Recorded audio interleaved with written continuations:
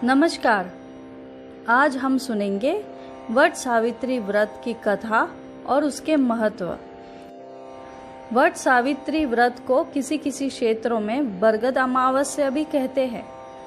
हिंदू विवाहित महिलाएं जिनके पति जीवित है अपने सास ससुर एवं पति की लंबी उम्र के लिए वट सावित्री व्रत को मानती है।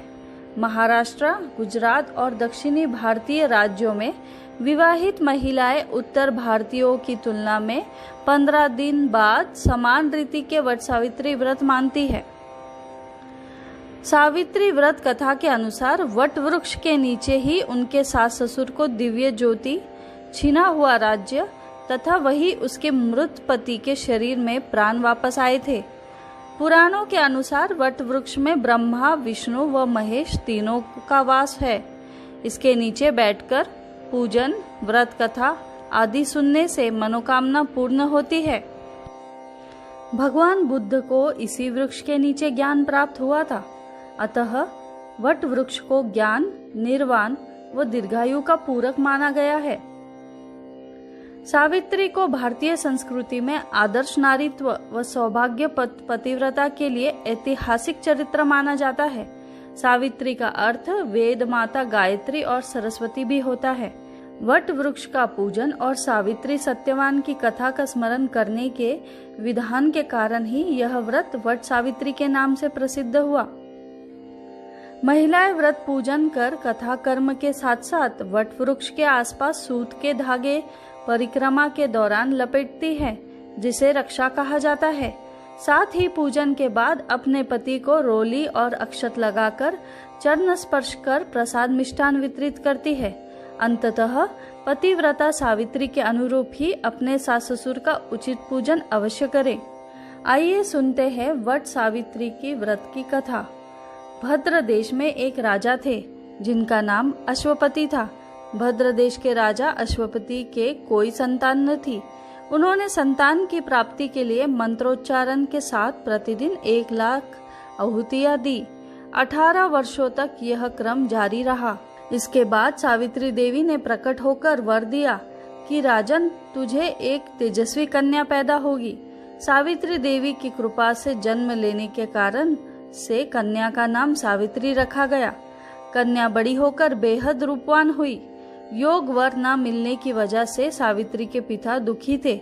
उन्होंने कन्या को स्वयं वर तलाशने भेजा। सावित्री तपोवन में भटकने लगी।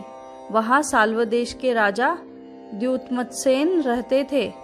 क्योंकि उनका राज्य किसी ने छीन लिया था, उनके पुत्र सत्यवान को देखकर सावित्री ने पति के रूप में उनका वरण किया। ऋषिराज नारद को जब यह बात पता चली तो वह राजा अश्वपति के पास पहुँचे और कहा कि हे राजन, ये क्या कर रहे हैं आप? सत्यवान गुणवान है, धर्मात्मा है और बलवान भी है, पर उसकी आयु बहुत छोटी है। वह अल्प आयु है। 1 वर्ष के बाद ही उसकी मृत्यु हो जाएगी।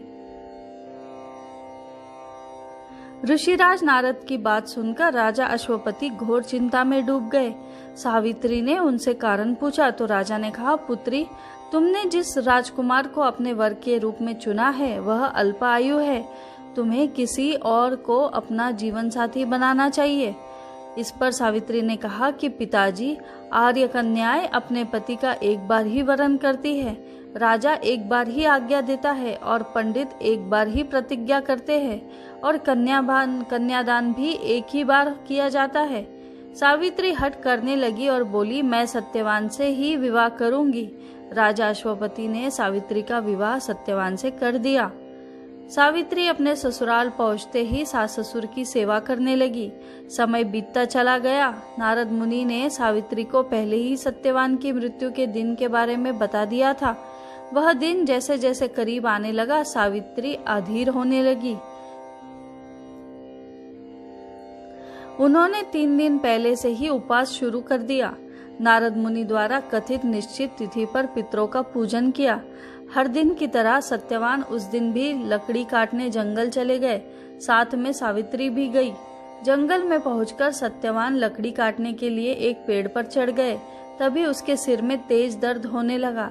दर्द से व्याकुल सत्यवान पेड़ से नीचे उतर गए। सावित्री अपना भविष्य समझ गई। सत्यवान के सिर को गोद में रखकर सावित्री सत्यवान का सिर सहलाने लगी। तभी वहां यमराज आते दिखे। यमराज अपने साथ सत्यवान को ले जाने लगे। सावित्री भी उनके पीछे पीछे चल पड़ी। यमराज ने सावित्री को समझाने की कोशिश की कि यही विधि का विधान है, लेकिन सावित्री नहीं मानी।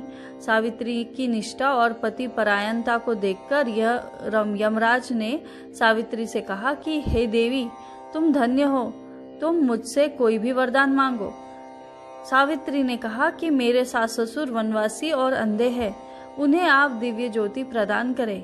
यमराज ने कहा ऐसा ही होगा, जाओ अब लौट जाओ। लेकिन सावित्री अपने पति सत्यवान के पीछे पीछे चलती रही। यमराज ने कहा देवी तुम वापस जाओ। सावित्री ने कहा भगवान, मुझे अपने पतिदेव के पीछे पीछे चलने में कोई परेशानी नहीं है, पति के पीछे चलना मेरा कर्तव्य है।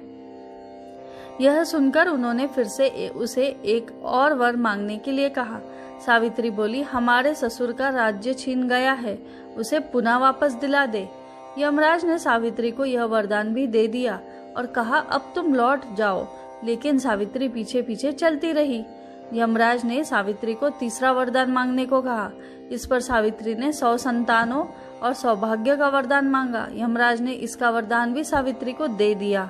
सावित्री ने यमराज से कहा कि प्रभु, मैं एक पतिव्रता पत्नी हूँ और आपने मुझे पुत्रवती होने का आशीर्वाद दिया है। यह सुनकर यमराज को सत्यवान के प्राण छोड़ने पड़े। यमराज अंतर्ध्यान हो गए और सावित्री उसी वट वृक्ष के पास आ गई जहाँ उसके पति का मृत शरीर पड़ा था। सत्यवान जीवंत हो गए और दोनों खुशी खुशी अपने राज्य की ओर चल पड़े। दोनों जब घर पहुंचे तो देखा कि माता पिता को दिव्य ज्योति प्राप्त हो गई है।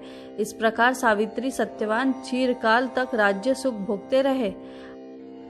अतः पतिव्रता सावित्री के अनुरूप ही प्रथम अपने सास ससुर का उचित पूजन करने के साथ ही अन्य विधियों को प्रारंभ करे।